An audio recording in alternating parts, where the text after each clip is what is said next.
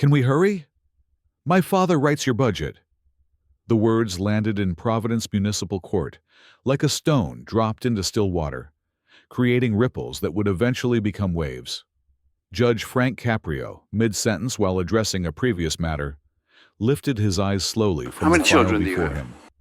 His pen hovered above the paper. His expression remained unchanged, calm, measured, unreadable. But something in the courtroom's atmosphere shifted instantly. The young woman standing at the defendant's table seemed oblivious to the weight of what she'd just said. She checked her phone, her manicured nails tapping against the screen with casual indifference. At 21 years old, Alexandra Callahan, Lexi to her friends, carried herself with the posture of someone who had never experienced genuine consequences. She was about to learn what accountability truly meant. Judge Caprio set his pen down with deliberate care. He didn't look away from her. "Your father writes legislation," he said quietly. "I enforce the law. We're not colleagues." Lexi glanced up from her phone, blinking as if surprised anyone would respond to her that way. "I'm just saying," she replied, her tone dismissive. "This doesn't need to take all day. We both know how this ends." Caprio didn't respond immediately. He simply looked at her, and the silence that followed carried a weight that made people in the gallery shift uncomfortably in their seats. "How does it end?" he finally asked. Lexi shrugged. "You dismiss it. I leave. Everyone moves on." Judge Caprio leaned back in his chair, his voice remaining calm, but now carrying an undertone of steel. "That's not how justice works in this courtroom. Here, everyone is equal. That includes you." Lexi's mouth tightened. She said nothing, but her eyes narrowed and she crossed her arms defensively. The gallery fell silent. 18 people occupying the wooden benches, students and retirees and other defendants waiting their turn, all watching this confrontation unfold. Miss Reyes, the court clerk, stood at her station and adjusted her reading glasses. She lifted the file before her with practiced formality. "Case number 2025-TR5521, she announced. State of Rhode Island versus Alexandra Callahan. The defendant is charged with reckless speeding in an active school zone, destruction of a citation on scene, verbal intimidation of a police officer, and interference by invoking political power." She set the file down, looking from Lexi to Judge Caprio. Lexi rolled her eyes.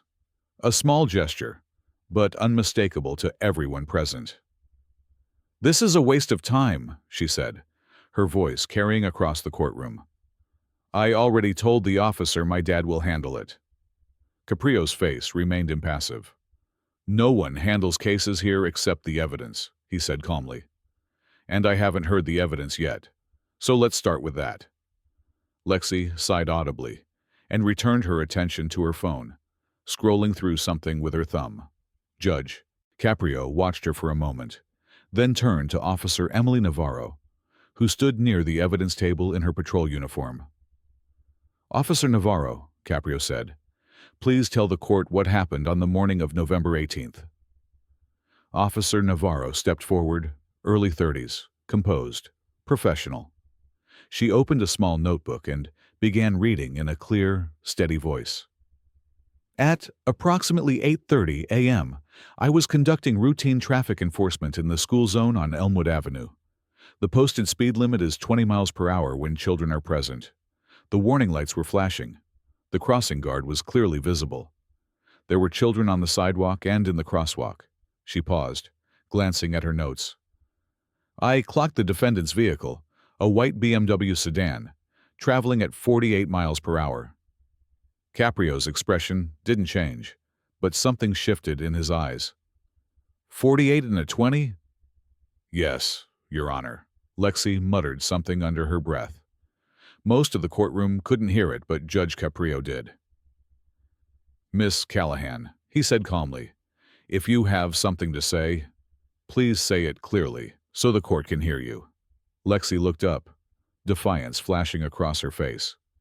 I said it's not accurate. I wasn't going that fast. Officer Navarro didn't react. She simply continued. I initiated a traffic stop 2 blocks from the school zone. The defendant pulled over without incident. When I approached the vehicle and informed her of the violation, she became immediately confrontational. Navarro referred to her notes. The defendant asked me, and I quote, "Do you know who my father is?" I informed her that her father's identity was not relevant to the traffic violation. She then stated, "My father is Senator Patrick Callahan. I'll end your job." The courtroom went completely silent. Not a whisper, not a movement. Judge Caprio's face remained calm, but his voice when he spoke carried unmistakable gravity.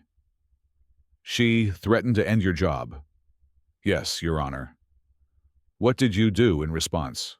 Officer Navarro's expression remained professional. "I continued to write the citation."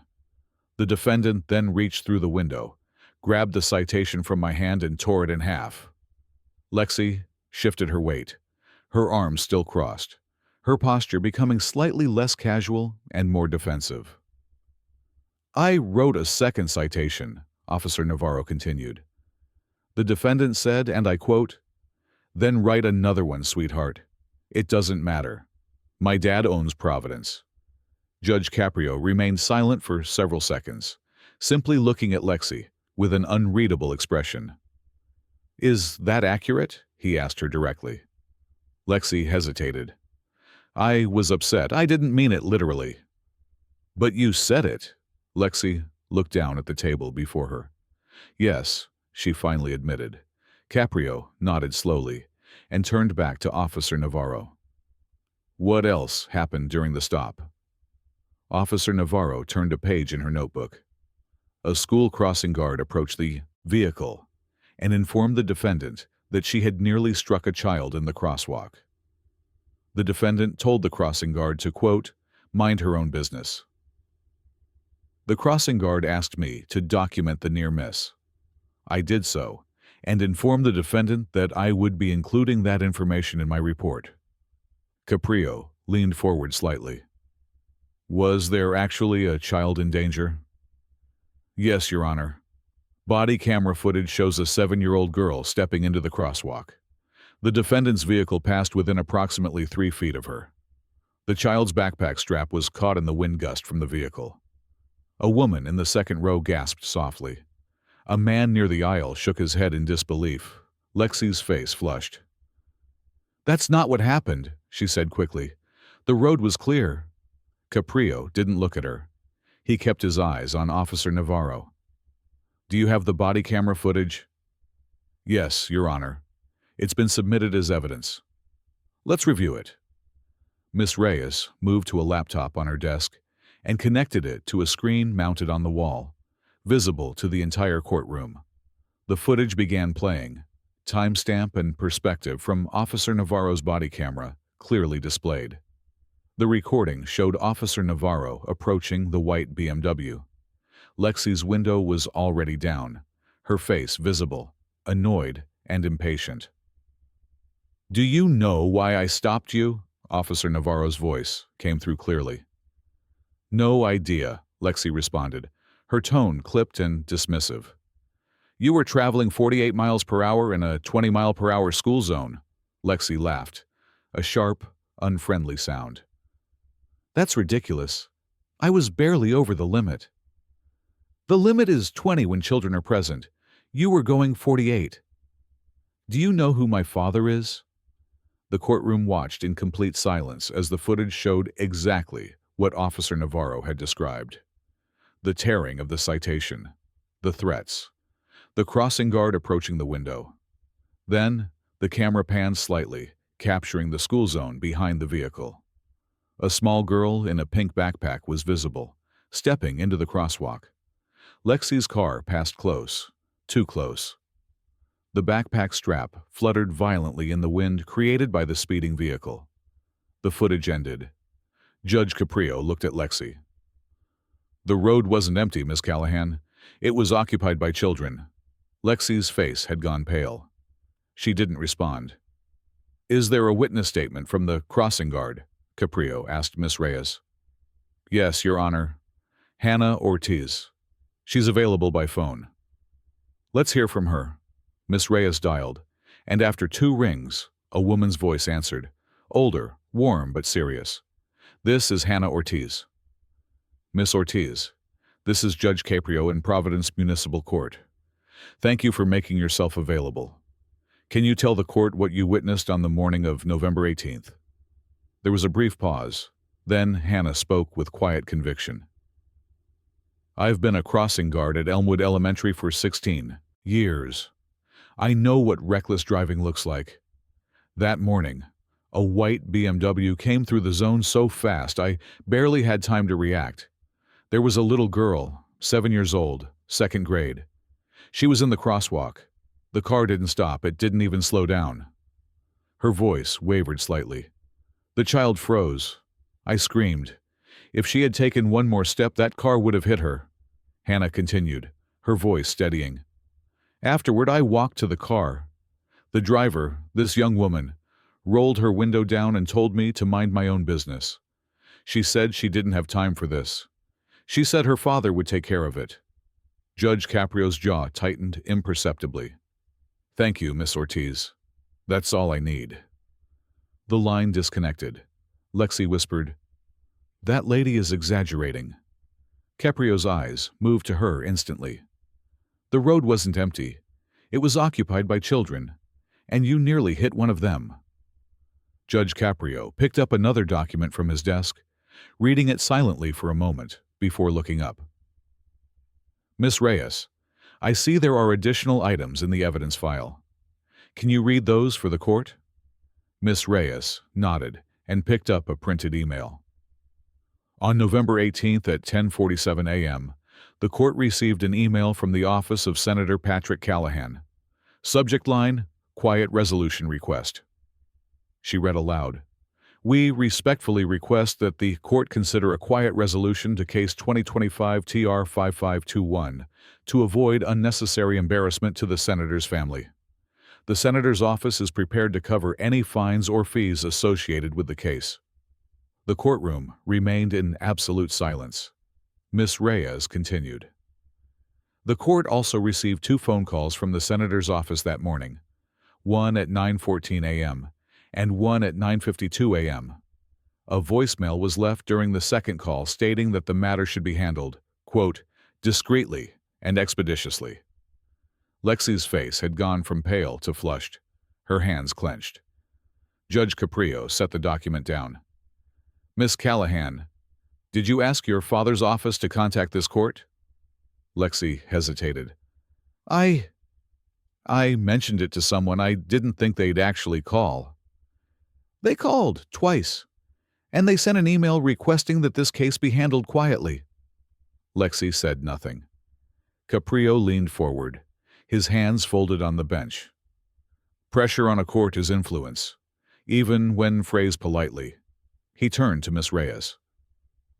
Is there anything else in the evidence file? Miss Reyes nodded and picked up another document, a printout of text messages. Yes, Your Honor. The court received screenshots of text messages sent by the defendant on the morning of the citation. These were submitted anonymously, but have been verified as authentic. She read. Text message sent at 8:14 a.m. to a contact listed as Madison. LOL got pulled over. I'll get this erased. Dad owns Providence. Text message sent at 8:19 a.m. to a contact listed as Becca. Some cop tried to write me a ticket. I told her who my dad is. She looked terrified. The courtroom erupted in murmurs. Judge Caprio raised one hand, and silence returned instantly. Miss Callahan, he said, his voice still measured. Did you send those messages? Lexi didn't answer immediately. Her face was bright red, her hands trembling. Miss Callahan, Caprio repeated. Did you send those messages? Yes, Lexi whispered, barely audible. Judge Caprio didn't raise his voice. He didn't need to. His words carried their own weight. Let me make sure I understand. You were driving 48 miles per hour in a school zone. You nearly hit a 7-year-old child. When an officer stopped you, you threatened her job. You tore up the citation. You bragged to your friends that your father would erase the consequences. And then your father's office contacted this court to request a quiet resolution. He paused. Is that an accurate summary? Lexi's hands gripped the edge of the table. Her voice, when she finally spoke, was shaky. Everyone does it. You're being dramatic. The words hung in the air for a moment. Then Caprio spoke, and his voice, though still calm, cut through the room like a blade. Everyone does not intimidate public servants. Everyone does not weaponize their parents' position. Everyone does not endanger children and then laugh about it in text messages. Lexi looked down, her face crumpling slightly. This court operates under the rule of law, not the rule of privilege, Caprio continued. And I don't care if your father is a senator, the governor, or the president of the United States. In this courtroom, you are accountable for your actions. Lexi didn't respond. Her shoulders shook slightly. Judge Caprio's voice softened, just a little. Miss Callahan, I want to understand something. Why do you use your father's name as a weapon? Lexi looked up, her eyes red. What? You heard me. You invoke your father's position at every opportunity. You use it to avoid consequences, to intimidate people who are just doing their jobs. Why? Lexi didn't answer immediately. She looked down at the table, her hands still gripping the edge. Because it works, she finally said. Caprio nodded slowly. It works. But at what cost? Lexi looked up at him, confused. What do you mean? What does it cost you to never face the consequences of your actions? What does it cost you to never learn from your mistakes? What does it cost you to hide behind someone else's power instead of building your own? Lexi's mouth trembled. She remained silent. Judge Caprio waited. He didn't fill the silence. He simply let it exist, allowing Lexi to sit with the question, to genuinely consider what he was asking. After a long moment, Lexi spoke, her voice shaky and barely above a whisper. My father is never home. He's always in D.C. or at some fundraiser or meeting with someone important. And when he is home, he's on the phone or working on bills or preparing for hearings. I barely see him. Caprio didn't interrupt. He simply listened. And when people find out who my dad is, they treat me differently. They're nicer. They're more careful. They listen, her voice cracked. And I guess I started using his name because it was the only time people actually paid attention to me.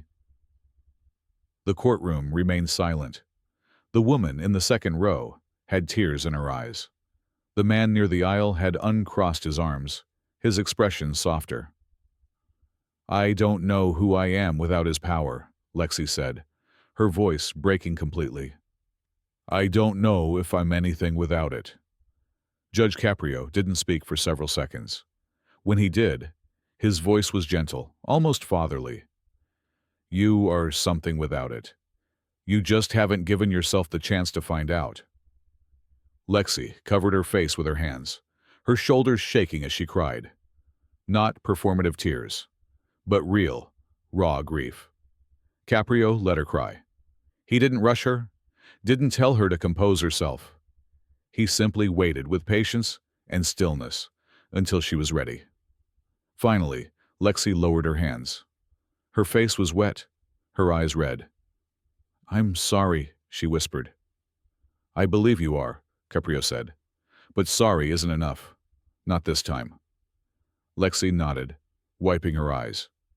Judge Caprio picked up his pen and looked down at the file, then back at Lexi.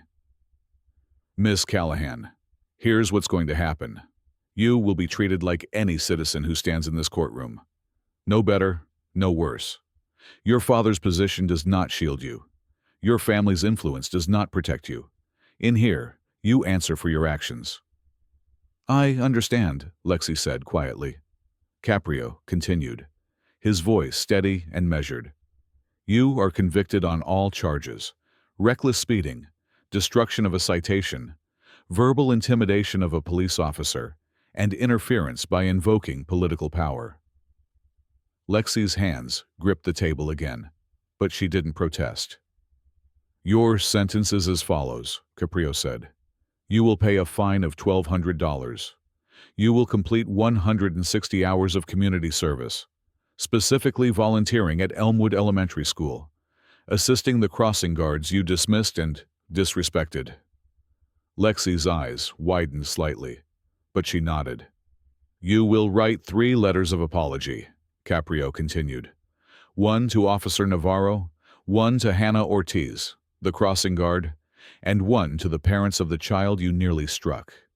Yes, Your Honor, Lexi whispered. You will also create a public service announcement on the topic of respecting public servants. This PSA will be shared with schools and community organizations and posted online. You will speak to students about privilege, accountability, and the consequences of using power to avoid responsibility. Lexi nodded, tears streaming down her face. You will complete an ethics training module focusing on integrity, humility, and the proper use of influence. And you will write a 1,000-word essay titled, Power Without Integrity is Emptiness. You will submit this essay to the court within 60 days. Lexi's voice was barely audible. I'll do it. All of it. I'm sorry. Caprio set his pen down, his voice softening slightly.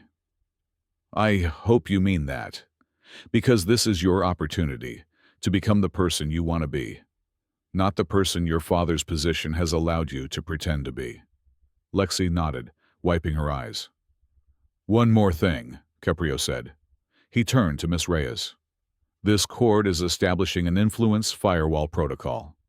Any future attempt to contact court staff regarding pending cases must be logged and disclosed. Any offer of settlement outside normal channels triggers mandatory escalation review. This policy begins today. He turned back to Lexi. If your father's office or anyone acting on your behalf contacts this court again regarding this case, your sentence will be increased. Do you understand? Yes, Your Honor. You're dismissed. Report to the clerk's office before you leave to schedule your first community service date. 10 weeks later, the transformation was undeniable. Lexi stood at the corner of Elmwood Avenue and Prospect Street, holding a stop sign. It was February, and the morning was cold enough that her breath fogged in the air. She wore a bright orange safety vest over her coat, her hair pulled back in a simple ponytail. She looked nothing like the young woman who had stood in Caprio's courtroom invoking her father's name. A group of children approached the crosswalk, chattering and laughing. Lexi raised the stop sign, stepped into the street, and waited until every child had crossed safely. One little girl, no more than 7, waved at her. Lexi waved back, smiling. Hannah Ortiz, the crossing guard Lexi had once dismissed, stood on the opposite corner. She watched Lexi for a moment, then nodded once, a small gesture of acknowledgement. The community service, the letters of apology, the PSA, the ethics course, the essay. Lexi completed everything with genuine effort. Her public service announcement went viral, receiving over 2 million views. Comments flooded in from teachers, parents, and young people inspired by her willingness to change. At the 60-day checkpoint, Lexi returned to court with all requirements completed. Judge Caprio reviewed her file carefully. Miss Callahan, he said, you've completed the program. How do you feel? Tired, Lexi said honestly. But better. Why better? Because I understand now. What I did wasn't just breaking a rule. It was telling people they didn't matter, and they do. Caprio nodded slowly. What have you learned? Lexi spoke clearly, her voice steady. I learned that power is responsibility, not immunity. I learned that my father's position doesn't define me. My actions do. And I learned that the people I dismissed deserve respect, not because of who they are, but because they're human beings doing important work. And what about your father? Caprio asked. Lexi's voice softened. I talked to him after the hearing. He was angry at first, but then he listened. He told me he was sorry, that he never meant for me to think his position was a shield. He said he wanted me to stand on my own. She paused. So I'm giving his name back to him. I don't want to be Senator Callahan's daughter anymore. I want to be Lexi, just Lexi, and I want to build my own identity. Judge Caprio's eyes were warm. That's the most mature thing I've heard anyone say in this courtroom in a long time. 6 months after the hearing, Senator Patrick Callahan gave a speech on the Senate floor about ethics reform. He spoke about his daughter's case with raw honesty, acknowledging his own failures, and proposing the Judicial Independence and Political Contact Transparency Act, legislation that would create firewalls between political power and judicial proceedings. The bill passed with bipartisan support. Lexi watched from the gallery, sitting beside Hannah Ortiz, the crossing guard she had once dismissed. When the final vote was announced, Hannah reached over and squeezed Lexi's hand. Lexi squeezed back. A year after the hearing, Lexi was a sophomore at Rhode Island College, studying public administration with a focus on ethics and governance. She volunteered twice a week at Elmwood Elementary, helping students cross the street before school started. 3 years later, she graduated from Rhode Island School of Law in the top 10% of her class. She turned down prestigious firm positions and instead accepted a clerkship with Providence Municipal Court, working for Judge Frank Caprio. On her first day, she walked into his chambers. Caprio looked up from his desk and smiled. "Welcome, Clerk Callahan," he said. "Just Lexi is fine, Your Honor." He handed her a file. "Your first case, a 23-year-old woman speeding ticket. She told the officer her uncle is the mayor. Sound familiar?" Lexi took the file and read it silently, then looked up. "What do you want me to do?" "I want you to remember what it felt like to stand at that table," Caprio said. "The shame, the fear, the moment you realized you couldn't hide anymore. And then, I want you to help her see what you couldn't see back then, that accountability is not the enemy. It's the beginning." "I will," Lexi promised. 5 years after the original hearing, Hannah Ortiz retired from her position as crossing guard. At her retirement ceremony, Lexi stood and walked to the microphone. "Miss Ortiz," she said, her voice clear and steady. "We've never really talked about what happened that morning, the morning I almost hit that little girl, the morning you screamed to save her life, the morning I told you to mind your own business." The gymnasium fell silent. "You saved that child's life, and in a way, you saved mine too, because you didn't let me dismiss you. You made sure the officer documented what happened, and because of that, I ended up in front of Judge Caprio, and he changed my life." Her voice shook slightly, but didn't stop. "You were doing your job that morning, and I disrespected you, but you do matter. You matter more than I ever understood back then. And I want to say in front of everyone here that I'm sorry, and I'm grateful." Hannah stood and walked to the microphone. She looked at Lexi for a long moment, then spoke.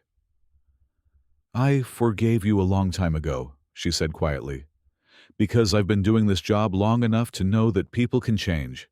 And you did." She hugged Lexi, and the gymnasium erupted in applause. 10 years after the original hearing, Senator Callahan announced his retirement. In his farewell speech, he spoke about his daughter with profound emotion. "The proudest moment of my career," he said, "was not passing a bill or winning an election. It was watching my daughter stand in a courtroom and take responsibility for her actions. It was watching her become someone I always hoped she would be, but never gave her the tools to become." His voice broke. "Thank you, Judge Caprio, for being the father I should have been, for seeing my daughter when I was too busy to look, for refusing to let her hide behind my name." 15 years after the original hearing, Judge Frank Caprio retired. At his retirement ceremony, Lexi, now a municipal court judge herself, stood to speak. "Your Honor," she said, looking at Caprio on the stage. 15 years ago, I stood in your courtroom. I was arrogant, entitled, and cruel. I believed I could hide behind my father's power forever." She paused. "You didn't let me. You held me accountable. You refused to be intimidated or swayed. And you gave me something no one else had ever given me, the chance to see myself clearly." Her voice was steady, but her eyes were wet. "You told me that character is louder than titles, and you were right. I've spent the last 15 years learning that lesson, trying to live up to the person you saw in me before I could see it in myself." She looked directly at him. "Thank you for not letting me hide, for believing I could change, for teaching me that justice is not about punishment. It's about restoration." The crowd gave a standing ovation. Caprio and Lexi embraced.